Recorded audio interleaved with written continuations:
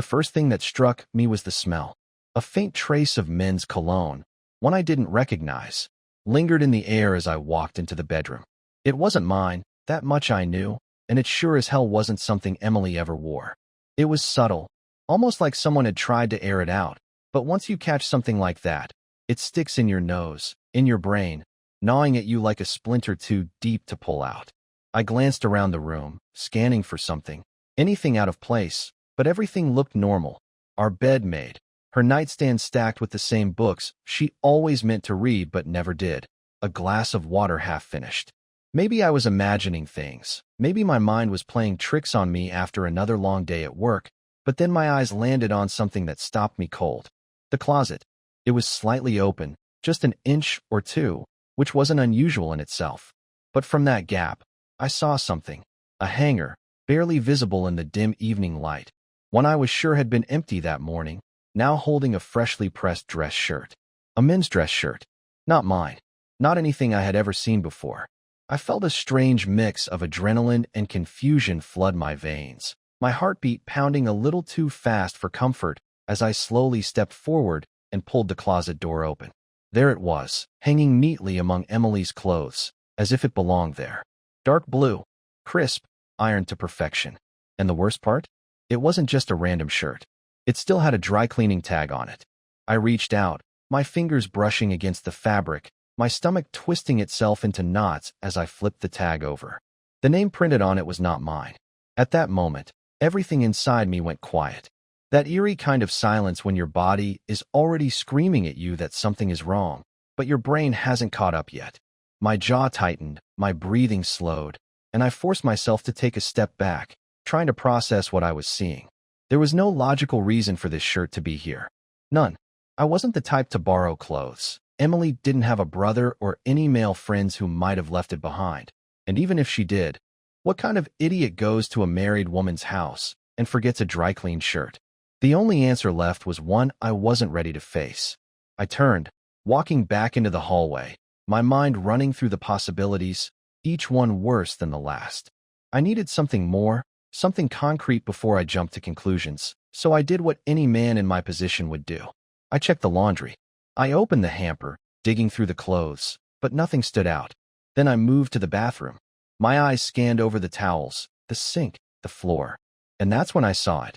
A second toothbrush sitting in the holder next to mine. I stared at it, my pulse hammering against my temples, a slow burn of realization creeping into my chest. It wasn't just there, it was new. Different brand. Different color. Not Emily's. Not mine. A noise from downstairs snapped me out of my trance. The front door opening. Emily was home. I swallowed hard, shoving the toothbrush back into place as I turned towards the stairs. My mind was a storm, my emotions at war with each other. But one thing was clear. I wasn't about to let this go. Not until I had the truth. Emily walked in, tossing her keys onto the table like she always did, completely unaware that my entire world had just shifted. I stood at the top of the stairs, gripping the railing, trying to steady myself, trying to breathe normally despite the boiling sensation in my chest.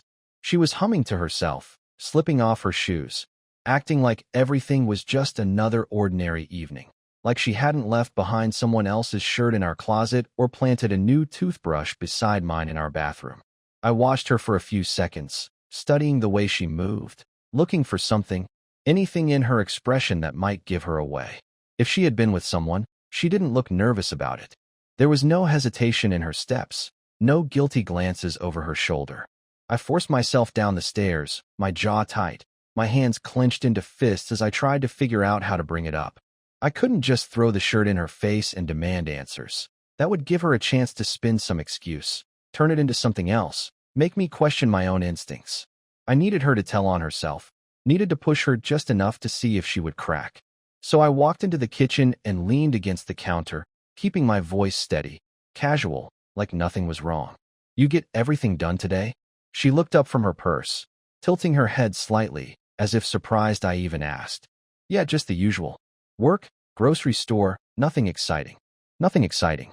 A man's dress shirt in our closet. A toothbrush that wasn't mine. Nothing exciting.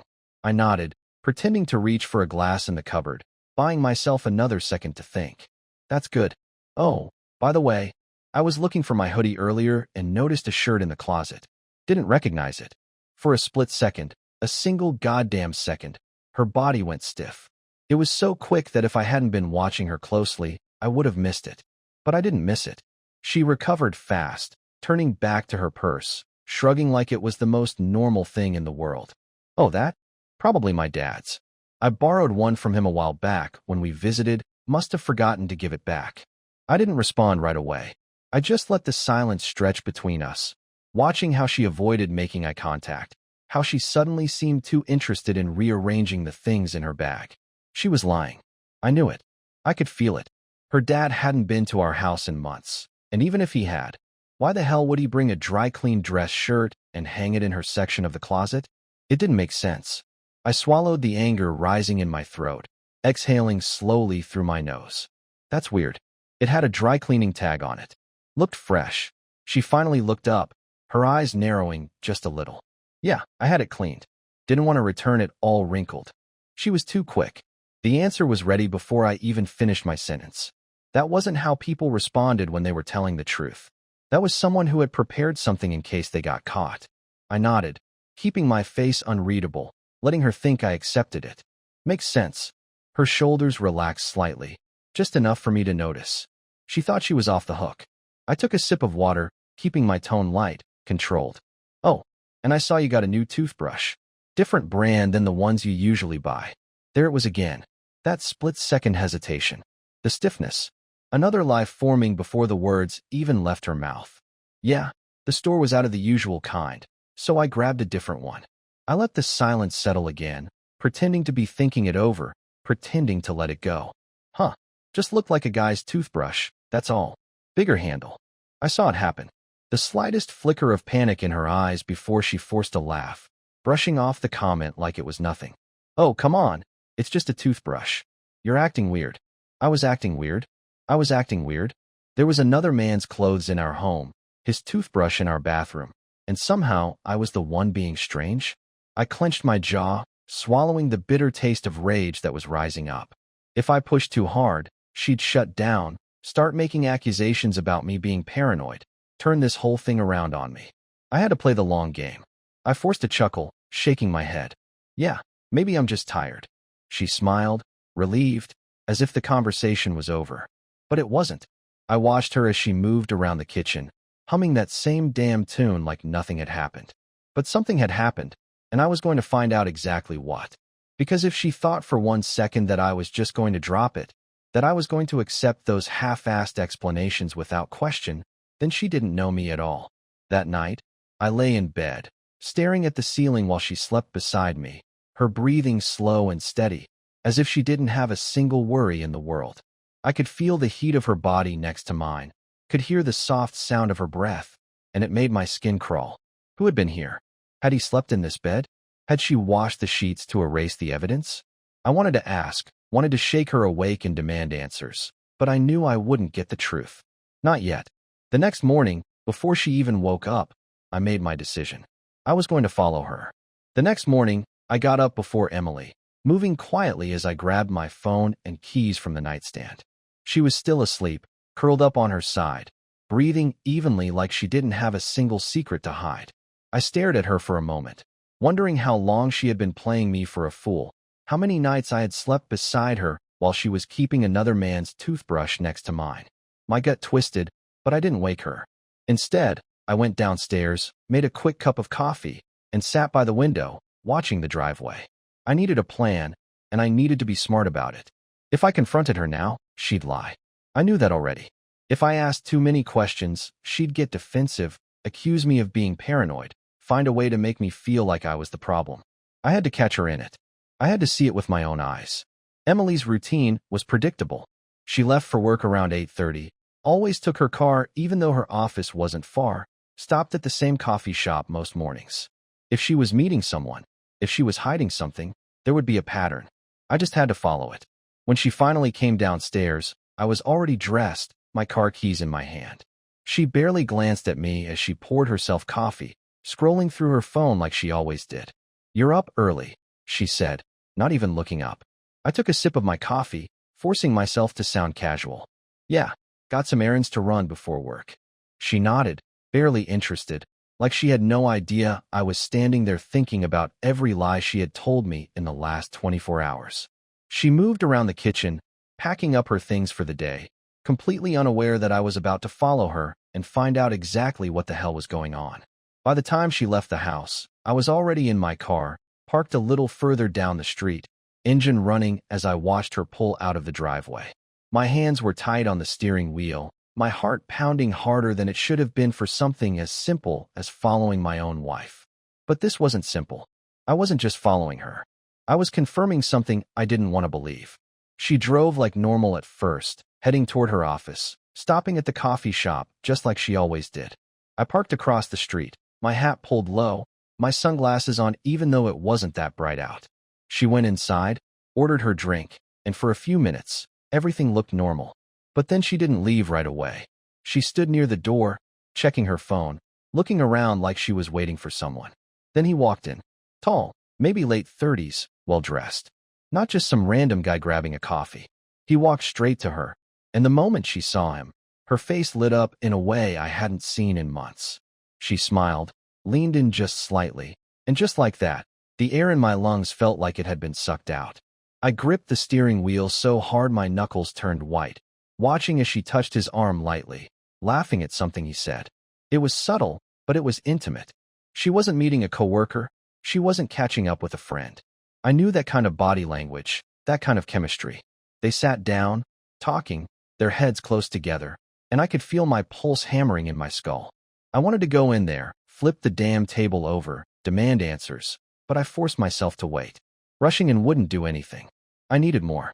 I needed to know exactly what was happening. After 20 minutes, they got up. He touched her back as they walked toward the door, and she didn't move away. They left together, walking toward his car, not hers, and I had to make a choice. Follow them or sit there like an idiot, pretending this wasn't happening. I followed. They drove out of the city, into a quieter area, and my stomach twisted into knots when I realized where they were headed. A hotel. The parking lot was mostly empty, and as soon as they parked, Emily turned to him, smiling, laughing at something, completely comfortable in a way she hadn't been with me in a long time. He leaned in, kissed her on the lips, and just like that, whatever doubt I had left died. She didn't even hesitate. She just kissed him back. I sat there, gripping the steering wheel, my whole body tense with rage, with humiliation, with a cold, seething hatred I had never felt before. She kissed him like it was normal, like this wasn't something that would tear our marriage apart, like she hadn't just destroyed everything we built. They got out of the car, walked into the hotel like they'd done it 100 times before, and I couldn't move. I should have gotten out. Should have confronted her right there. Should have made a scene. But I didn't. Because this wasn't about an argument anymore. This was about revenge.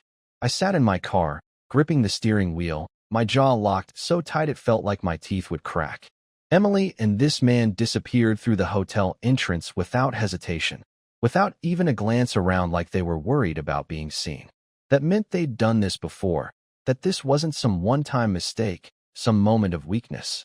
This was planned, something they were comfortable doing, something they thought they could keep hidden. My stomach churned, my fingers itching to throw the car door open and march in after them, to grab her by the arm, to watch the blood drain from her face when she realized she had been caught. But that wasn't good enough. If I stormed in there now, she'd cry, she'd beg, she'd try to spin it into something less than what it was. And worse, she'd get to control the situation, to dictate how the fallout happened. That wasn't going to happen. Not after this. I forced myself to breathe, staring at the entrance, thinking through my next move. If she was here with him now, that meant there was evidence. Receipts, room records, security footage. And I needed all of it. My hands were steady as I reached for my phone, pulling up the number of an old friend, Rick, who managed security for a chain of hotels across the city. I hadn't spoken to him in a couple of years, but he owed me a favor, and now was the time to collect. He answered after a few rings, his voice groggy like he had just woken up. "Steve? Damn, man, been a while. What's up?" I didn't bother with small talk. "I need access to the security logs at the Ashton Inn on Fairview. You still have contacts there?" There was a pause on the line before he let out a slow whistle. "Shit, this about your wife." I hadn't told him anything, but he knew me well enough to hear it in my voice. Yeah. Give me a few minutes. I'll see what I can do. I ended the call and leaned back in my seat, my pulse still pounding in my ears. The parking lot was quiet, the hotel not busy this early in the morning, and that meant they'd probably booked the room in advance. That meant premeditation. That meant this wasn't just happening. This was something Emily had planned. I exhaled slowly, my anger not burning hot anymore, but cold, calculated, controlled. If she thought she was going to get away with this, if she thought I was just going to cry and beg for an explanation, she had no idea what was coming. Rick called back 20 minutes later, his tone more serious than before. Got something for you. Room 214, checked in under the name Daniel Parker. Security footage shows them walking in together about 15 minutes ago. Wanting to send the clip? Yeah. And any other footage you can get from previous visits. If they've been here before, I need proof. There was another pause. You sure you want to see that, man? I closed my eyes for a second, gripping the phone tighter. I need to. All right. I'll send everything over in the next hour. You need anything else? I hesitated, then shook my head. No, this is enough. I ended the call and stared at the entrance again, the weight of what I was doing settling over me. This wasn't just about catching her. This was about ruining her. I had a few hours before she'd come out, a few hours to put my plan together. The first step was making sure I had every piece of leverage I needed. I pulled up a lawyer's number, one I had saved months ago when things between Emily and me first started feeling off. I hadn't thought I'd ever need it, but now? Now it was the most important call I could make. Robert Langston's office. How can I help you? I need to set up a consultation for today. Urgent. Are you a new client? Yes. And I need someone who specializes in infidelity cases. The woman on the other end hesitated. Then her voice softened slightly. I can get you in at 2 this afternoon. Will that work? Yeah.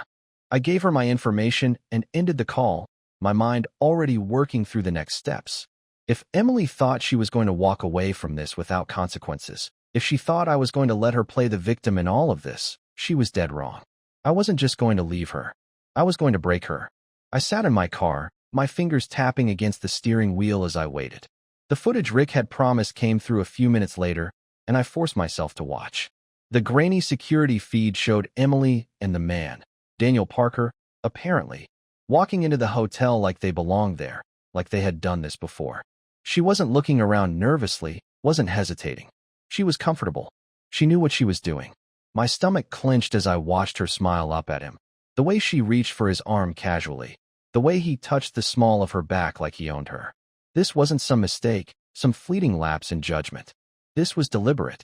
The second clip was from 3 weeks ago. Same hotel, same man, same way she leaned into him as they walked inside. A third clip, 5 weeks ago, showed them doing it again. I felt something inside me shift, something harden into place. I didn't bother watching more. I had enough. I called the lawyer's office, confirming my appointment, and then spent the next few hours making calls, gathering paperwork, and putting things into motion. Emily wouldn't see it coming. That was the key. She thought she had time. She thought she had control over the situation, thought she could decide how this all played out. She had no idea that by the time she walked back through our front door, her life as she knew it would be over. By early afternoon, I was sitting across from Robert Langston, the divorce attorney. He was an older man, sharp-eyed, the kind of guy who had seen it all before and didn't waste time on sympathy. He flipped through the folder of evidence I had brought, nodding slightly as he skimmed through the hotel records, the security footage stills, the dry cleaning tag I had pulled from the closet. This is solid, he finally said, leaning back in his chair. You've got enough to establish infidelity, which in this state gives you leverage. Do you want to pursue an at-fault divorce? I nodded. I want her to get nothing. I want her to regret every second of this. Langston's mouth twitched like he had heard this exact phrase 100 times before. That depends on the prenup, if you have one, and how your assets are structured. But based on this, you'll come out ahead. She won't be able to claim much, and if she tries to fight it, we'll bury her in evidence. The key is making sure she doesn't see it coming. If she starts moving money or manipulating the situation, it could get messy. I don't plan on giving her that chance, I said, my voice steady. Langston nodded. Good. We'll file first thing in the morning. In the meantime, don't let on that you know. Act normal. That was the hardest part. By the time I got home, Emily was already there, sitting on the couch, scrolling through her phone like she didn't have a care in the world. She looked up when I walked in, smiling slightly. Hey, how was your day? I forced myself to smile back, to shrug like everything was fine. Busy. Same as always. She nodded, turning her attention back to her phone, completely oblivious. I watched her for a few seconds, studying her face, wondering if she had texted him after leaving the hotel, if she had told him she loved him, if she had kissed him goodbye before driving home to me like nothing had happened. The anger burned low in my gut, but I swallowed it down. Just a little longer. Just until the papers were filed. Because when I finally confronted her, it wouldn't be with questions. It would be with consequences. The next morning, I woke up before Emily, just like the day before, but this time, I wasn't restless or unsure. I knew exactly what needed to happen. I got out of bed quietly, moving around the room with purpose, grabbing my phone, getting dressed, checking my watch. It was almost 7. Emily was still asleep, curled up on her side, breathing evenly, as if she hadn't spent yesterday afternoon screwing another man in a hotel. I stood there for a moment, watching her, feeling nothing but a cold certainty settle inside me. This was the last morning she would ever wake up in this house thinking she had me fooled. I went downstairs, made coffee like usual, but instead of drinking it, I sat at the dining table, waiting. At exactly 7:30, there was a knock at the door. Right on time. I stood up, walked over, and opened it without hesitation. Standing there was a process server, a woman in her 40s, holding an envelope in her hand. "Stephen Carter?" she asked, glancing at a clipboard. "That's me." She handed me the envelope. "Divorce papers officially served. She'll have 30 days to respond." I nodded, taking the envelope. "Thanks." She gave me a professional smile, then turned and walked back to her car. I closed the door, looking down at the documents in my hand, then exhaled slowly. This was it, the beginning of the end. Upstairs, I heard the bed creak as Emily stirred. Perfect timing. I placed the envelope neatly on the table, right in the center where she couldn't miss it, then grabbed my coffee cup and leaned against the counter, waiting. A few minutes later, Emily walked into the kitchen, stretching, still in her pajamas. She blinked at me sleepily, then glanced at the table. Her eyes landed on the envelope, and for a second, she didn't react. Then she frowned, stepping closer, picking it up. "What's this?" she asked, flipping it over. Then she saw the words "petition for divorce" printed across the front. She froze. I took a slow sip of my coffee. "Open it." She looked at me then, confusion flickering across her face, but there was something else there too. A flash of fear. Her fingers tightened around the envelope as she hesitated. "Steve, what is this?" I set my cup down, my movements calm, controlled. "It's exactly what it looks like. I'm divorcing you." She let out a small laugh, the kind people make when they're trying to pretend something isn't real. This has to be some kind of joke." I crossed my arms. "Open it." Her hands trembled slightly as she tore open the envelope, pulling out the stack of papers inside. She skimmed the first page, her breath hitching. Her eyes darted to the sections outlining infidelity as the cause, the documentation attached, the hotel records, the security footage screenshots, the dry cleaning receipt. Her face paled. "Steve, wait." I cut her off before she could start spinning her lies. Don't insult me with excuses. I know everything." Her lips parted like she wanted to deny it, to try and salvage whatever scraps of control she had left, but then she saw the evidence. The photographs, the records, the proof. Her mouth snapped shut. She swallowed hard, blinking rapidly. You followed me?" I tilted my head slightly. "You didn't even try to hide it, Emily. You were sloppy. Too comfortable. Too confident that I wouldn't notice." She took a shaky breath, setting the papers down on the table. "Steve, please, You what?" I interrupted, stepping closer. "You made a mistake? It didn't mean anything. You love me, not him. Save it." Tears welled in her eyes, but I didn't care. "I didn't mean for it to happen," she whispered. I let out a cold chuckle. "You didn't mean for it to happen? You checked into that hotel multiple times. You kissed him in the parking lot. You let him touch you. You laughed like you didn't have a husband waiting for you at home. So don't stand there and tell me it was an accident." She wiped at her eyes, shaking her head. I was lonely, Steve. You've been so distant lately, and I felt like we weren't connecting anymore. I know that's not an excuse, but you were just screwing another man while I was at work, thinking about how to fix us." I finished for her. "Right." She flinched. I exhaled slowly, stepping back, shaking my head. You want to know the worst part? I actually believed we could fix things. That the distance between us was something we could work through. But you weren't distant because of us. You were distant because you were giving all your time, all your effort, to him. She dropped her head into her hands, her shoulders shaking. Please, Steve. Please, don't do this. We can talk about it. We can go to counseling. We can. No, I said firmly.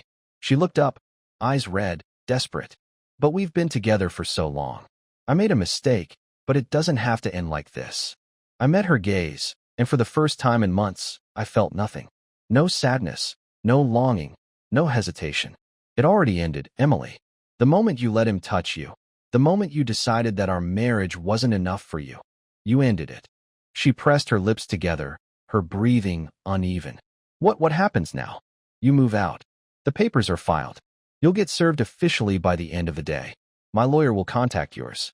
If you try to drag this out, I'll use every piece of evidence I have to make sure you walk away with nothing. Her hands clenched into fists at her sides. You really hate me that much? I stared at her for a long moment. No, I just don't love you anymore. The words hit her like a slap. She staggered back slightly, her chest rising and falling quickly, like she was struggling to breathe. But I didn't wait for more tears, more pleading. I grabbed my keys off the counter, walked past her, and headed for the door. Where are you going? She called after me, her voice breaking. I paused at the doorway, looking back one last time. Anywhere but here. Then I walked out, and for the first time in 12 years, I felt free.